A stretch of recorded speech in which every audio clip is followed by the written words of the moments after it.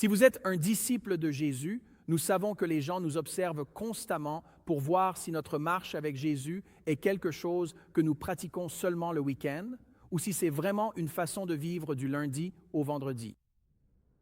Et voici la partie intéressante. Quand nous faisons cela correctement, ce pouvoir d'influence que nous avons sur les personnes que nous aimons et même sur la société dans son ensemble, alors Dieu dit, cela vient en fait avec une promesse, un résultat formidable. Proverbe, chapitre 20, verset 7 dit « Le juste marche dans l'intégrité, heureux ses enfants après lui ». Il y a donc une promesse. Le verset ne dit pas « Heureux sont nos enfants à cause de ce que nous leur apportons ».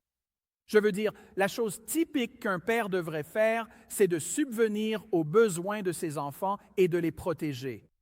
Mais la Bible dit qu'il y a une bénédiction supplémentaire, une bénédiction familiale liée à une personne juste lorsque nous marchons avec Jésus. On peut donc le résumer ainsi. En d'autres termes, votre vie enseigne, votre vie parle et vos habitudes prêchent à ceux qui vous entourent. Et donc aujourd'hui, alors que nous abordons Éphésiens chapitre 6, nous allons étudier les versets 1 à 4. Les versets 1 à 4, pas 5. Les versets 1 à 4, d'accord? Et Paul va nous parler aujourd'hui des enfants. Il va parler des parents. Il va parler de l'obéissance. Il va parler de l'honneur, de la discipline et de l'instruction. Mais je veux vous dire tout de suite que ce message n'est pas seulement pour vous, parents qui avez des enfants à la maison. Ce message s'adresse en réalité à chaque parent, chaque grands-parents, arrière-grands-parents, chaque tante, chaque oncle dans cette salle, chaque mentor, enseignant, entraîneur, responsable de ministère, à tous les disciples de Jésus qui ont de l'influence dans la vie de quelqu'un d'autre. Et cela inclut à peu près tout le monde. Donc la question pour nous aujourd'hui n'est pas « est-ce que j'enseigne à quelqu'un ?» La question est en réalité plus large que cela, c'est « qu'est-ce que ma vie enseigne-t-elle? Qu'est-ce que ma vie enseigne ?» Alors faisons ceci. Commençons là où Paul commence. Si nos vies enseignent toujours, alors la première chose qu'elles enseignent, c'est un modèle. Donc si vous avez vos notes, sortez-les et regardons ensemble le point numéro 1. Votre vie enseigne un modèle.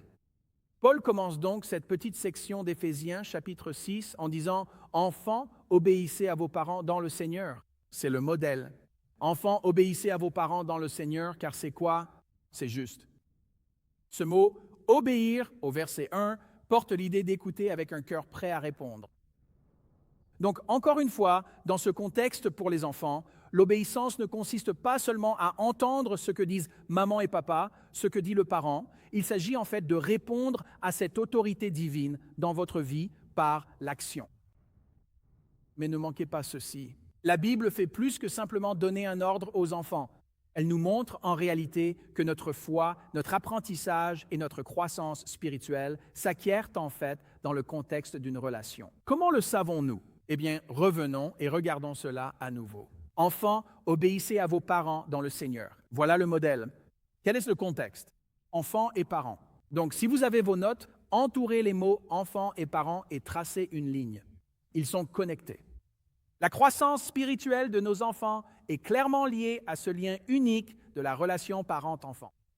Encore une fois, notre croissance, la croissance de notre foi, cela ne se produit pas dans le vide. Cela se produit toujours à l'intérieur d'une relation parce que nous sommes des êtres relationnels.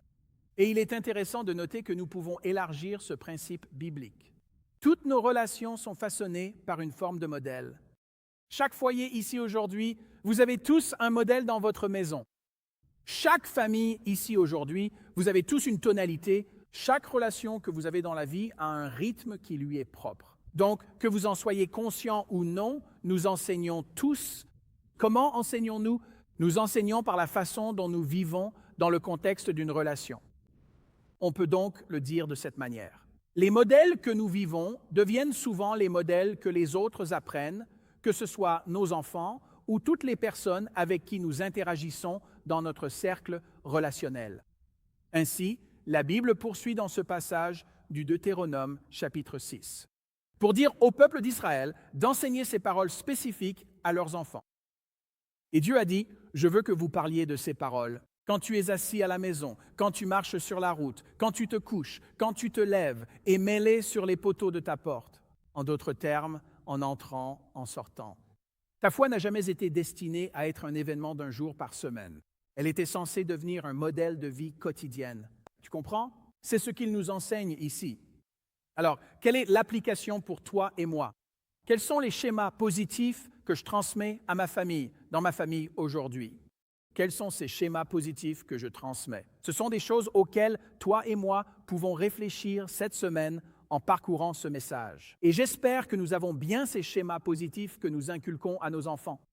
Voilà ce qui est génial. Ces schémas positifs ne façonnent pas seulement le comportement, ils finissent aussi par façonner la manière dont nous valorisons les gens, ce qui nous amène alors au deuxième point. Ta vie, que tu le saches ou non, enseigne. Ce qu'est l'honneur, à quoi cela ressemble. Alors allons-y et remplissons ce mot « honneur ».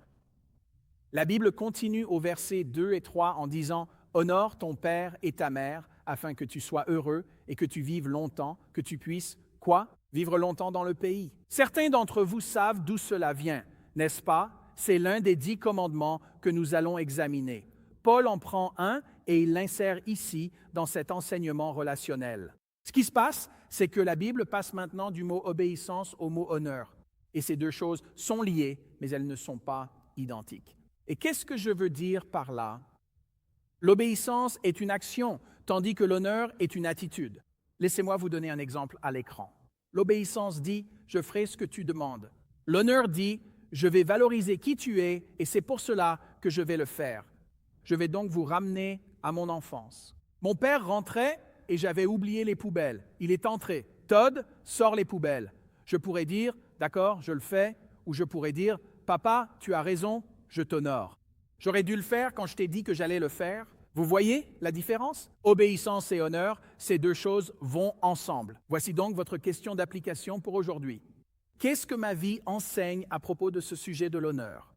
Qu'est-ce que ma vie enseigne à propos de l'honneur? Est-ce que j'enseigne l'honneur? Au fait, la façon dont je parle des autres? Est-ce que j'enseigne l'honneur par la façon dont je réponds à ceux qui ne sont pas d'accord avec moi? Est-ce que j'enseigne l'honneur au fait? La façon dont je parle de mes parents, de mon conjoint, de mes enfants, de mes responsables, mon Église. Vous voyez, l'honneur ne signifie pas que nous faisons semblant que tout et tout le monde va parfaitement bien, que tout est parfait. Non, cela signifie simplement que nous reconnaissons que chaque personne que nous rencontrons et avec qui nous communiquons possède une certaine valeur intrinsèque devant Dieu. Est-ce que cela a du sens? C'est donc ce que nous devons apprendre dans notre culture. Maintenant, une fois que l'honneur devient l'atmosphère de notre foyer, quel genre d'atmosphère notre influence crée-t-elle? Cela nous amène au troisième point. Ta vie enseigne soit la grâce, soit la pression. L'une de ces deux choses. Tu enseignes soit la grâce, soit la pression. Donc la Bible continue en disant « Père, n'irritez pas vos enfants ». C'est quoi irriter? Donnez un petit coup à votre voisin pour voir, allez-y, provoquez-le. Seulement si vous le connaissez. Ne frappez pas un inconnu, sinon gare au retour de bâton. Donc voilà, c'est tout. Mais vous voyez l'idée. Nul n'aime les piqûres. Personne n'aime ça. Arrêtez. Ne faites pas ça. Maintenant, il y a un changement important dans le passage parce que Paul s'adressait aux enfants à propos de choses comme l'obéissance, n'est-ce pas? Il a parlé de l'honneur, mais maintenant il s'adresse aux parents et plus précisément aux pères. Combien de papas, de pères, n'est-ce pas? Grands-pères, d'accord, c'est nous. Il s'adresse à nous. C'est intéressant car dans le monde du 1er siècle, cela aurait été complètement à contre-courant de la culture. Pourquoi? Parce que les pères gréco-romains à l'époque de Paul avaient une autorité énorme à la maison. Et Paul leur dit, d'accord, si vous voulez suivre Jésus, votre autorité doit désormais être façonnée par le cœur de Jésus. Donc, une autre façon de le dire, c'est que l'autorité chrétienne, l'autorité n'est jamais une permission d'être dur envers quelqu'un, que ce soit vos enfants, vos collègues ou les personnes qui travaillent pour vous, etc. Donc cela ne concerne pas seulement les pères, mais aussi les mères, les grands-parents, les pasteurs, les enseignants, les entraîneurs, les managers, les responsables de ministères, les chefs d'entreprise et toute personne qui a de l'influence sur une autre personne. Que signifie ce mot « provoquer » ? Il véhicule l'idée de susciter quelque chose chez une autre personne d'une manière qui irriterait, exaspérerait ou pousserait quelqu'un à la colère, ou on pourrait aussi utiliser le mot « ressentiment ». Et si nous sommes honnêtes, cela peut arriver de bien des façons, que ce soit en tant que parents ou simplement dans n'importe laquelle de nos relations. Et parents, dites-moi si ce n'est pas vrai, n'est-ce pas? Dites-moi si ce n'est pas vrai. Parfois, malheureusement, les personnes que nous aimons le plus sont celles qui reçoivent la version la moins patiente de nous-mêmes. Laissez-moi vous donner une illustration. Vous pouvez être aimable avec la personne à la caisse chez Costco, puis aller chez Starbucks, et vous pouvez être patient avec le barista. Après avoir été sympa avec un collègue, vous rentrez chez vous et vous vous énervez contre votre famille parce que quelqu'un aurait dû ranger la cuisine, sortir les poubelles ou faire ses devoirs avant le dîner. Et vous vous énervez parce qu'ils ne l'ont pas fait. Et la Bible dit, faites attention, ne provoquez pas vos enfants à la colère. D'accord? Alors souvenez-vous, voici votre application. La pression peut produire le comportement que vous souhaitez à ce moment-là. Je peux augmenter la pression et obtenir un résultat, n'est-ce pas? Mais c'est la grâce qui va aider à façonner le cœur pour toute une vie. Pression ou grâce, qu'allons-nous appliquer dans cette situation? Et la Bible nous dit qu'il y aura une sorte de conséquence si nous choisissons d'utiliser la pression. Colossiens 3, verset 21 dit « Pères, n'irritez pas vos enfants, de peur qu'ils ne deviennent quoi? Découragés. De peur qu'ils ne deviennent découragés. Nous ne voulons pas décourager nos enfants. Ce mot « décourager » est important parce qu'il existe une mauvaise façon de diriger. Cela va malheureusement briser l'esprit même des personnes que nous essayons de façonner. Donc, en résumé, on pourrait se demander, cherchons-nous une sorte de réaction immédiate ou essayons-nous de construire une responsabilité et une redevabilité à long terme? C'est une chose à considérer si nous choisissons l'instantané. Voici donc votre question d'application. Ma vie crée-t-elle une atmosphère de grâce ou crée-t-elle une atmosphère de pression? Quelle atmosphère sommes-nous en train de créer? Très bien, passons à notre dernière réflexion. Dieu ne veut pas seulement enlever ces pressions malsaines dans notre vie, il veut aussi nous aider puis remplacer cela par ce que l'on pourrait appeler la voix de Jésus. Votre vie enseigne la voix de Jésus. Allez-y et complétez cela au point numéro 4. Le verset 4 se termine donc en disant que nous ne devrions pas irriter nos enfants, mais plutôt les élever. Comment? Dans la discipline et l'instruction du Seigneur. Alors ne manquez pas ce contraste, n'est-ce pas? Ne provoquez pas les enfants à la colère. Cependant, au contraire, élevez-les. Qu'est-ce que ça veut dire? Ne les tuez pas, cultivez-les. Ne les forcez pas, mais orientez-les vers Dieu. Entourez l'expression « élevez-les ». Cela signifie nourrir et former comme un coach avec un athlète. Aider quelqu'un à grandir vers la maturité spirituelle. Donc le but n'est pas simplement d'élever des enfants bien élevés, le but est de former des enfants centrés sur la personne de Jésus, qui bien sûr se trouvent aussi être bien élevés en chemin. La Bible poursuit en disant de les élever dans ces deux choses, la discipline et l'instruction. Alors, qu'est-ce que cela signifie? La discipline et l'instruction du Seigneur. La discipline concerne l'entraînement et l'instruction concerne l'enseignement. Nous avons donc besoin de ces deux choses dans la vie de nos enfants. La vérité doit être enseignée, mais surtout modélisée. Pourquoi? Parce que la prochaine génération n'a pas besoin de plus d'informations. On croule sous l'info. Tout ce qu'il faut savoir est déjà disponible. On est les premiers à vivre ça, non? Nous avons donc plein d'informations. De quoi avons-nous besoin? Nous avons désespérément besoin de démonstrations. Que signifie vivre comme Jésus dans notre culture aujourd'hui? Vous voyez, ils ont besoin de voir à quoi cela ressemble.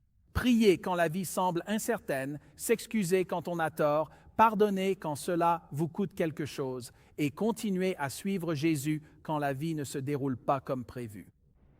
Vous voyez, mes amis, certaines des leçons spirituelles d'influence les plus puissantes que vous enseignerez jamais à quelqu'un d'autre ne viendront pas de vos meilleurs moments. Nous aimerions penser que ce serait le cas, mais non. Elles viendront des moments où nous disons « J'avais tort, je suis désolé, veux-tu me pardonner ?» Parfois, ce sont les meilleurs moments d'enseignement. Pourquoi? Parce que cela enseigne l'humilité. Cela enseigne l'humilité. Alors, avec cela en tête, voici notre question d'application pour le point numéro 4. Ma vie rend-elle Jésus plus facile à voir pour les autres? Ma vie rend-elle Jésus plus facile à voir?